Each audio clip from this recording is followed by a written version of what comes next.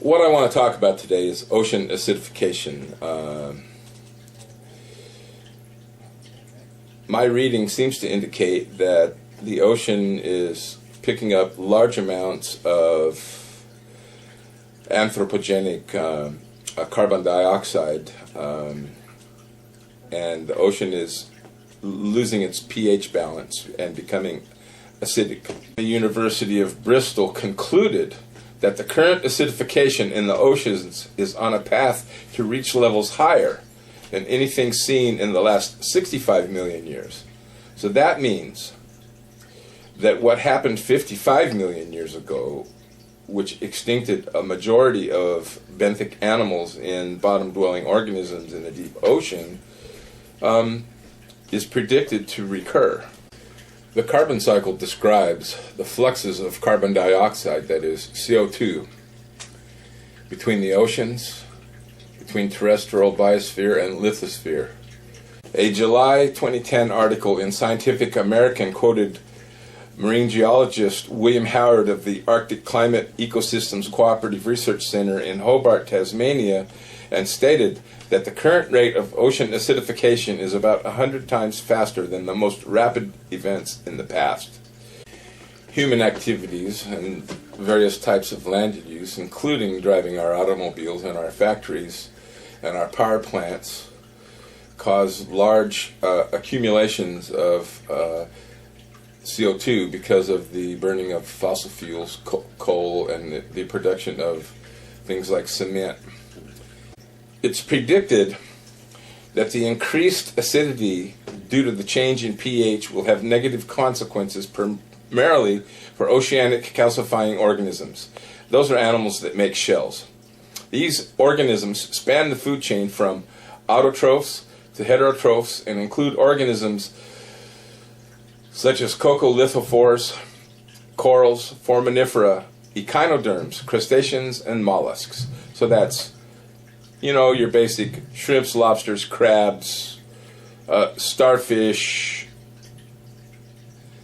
plankton, and corals.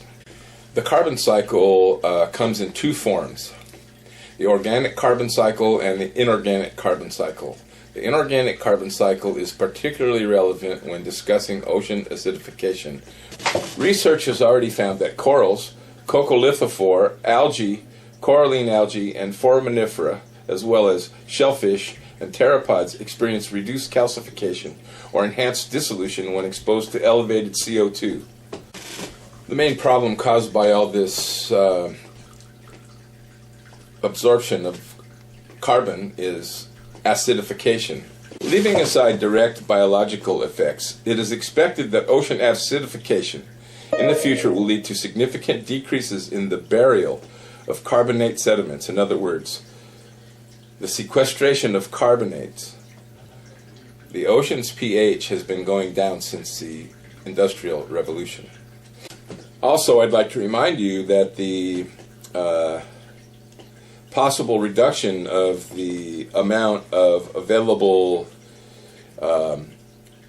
phytoplankton will reduce the amount of food available in the food chain. Recently, a detailed data set, or what we would call an experiment, noted extreme variations in the uptake of CO2 in coastal areas. The study found that acidification was occurring at a much higher rate than was previously predicted. In December 2009, a National Geographic report said the acidity of the oceans will more than double in the next 40 years. This rate is 100 times faster than any changes in ocean acidity in the last 20 million years. Recent research from the University of Bristol, published in the Journal of Nature Geoscience in 2010, compared current rates of ocean acidification with the greenhouse event at the Paleocene-Eocene boundary about 55 million years ago, when surface ocean temperatures rose by 5 or 6 degrees Celsius, during which time no catastrophe was seen in surface ecosystems. Yet bottom-dwelling organisms in the deep ocean experienced major extinctions. Okay, so by now you must be asking yourself, what does all this gibberish mean? Well, what it means is that ocean acidity is increasing at a faster rate than it ever has any time in the last 60 million years.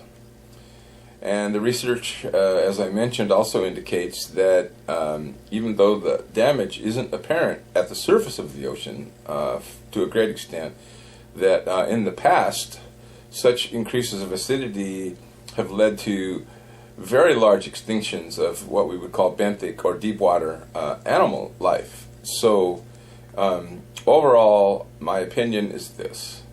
We need to really consider to try and do something about atmospheric CO2 from anthropogenic sources. That means the CO2 that comes from the activities of people.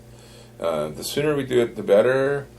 I believe it's really important, that it's imperative, and in fact, it might actually become a major problem if we don't do something. So,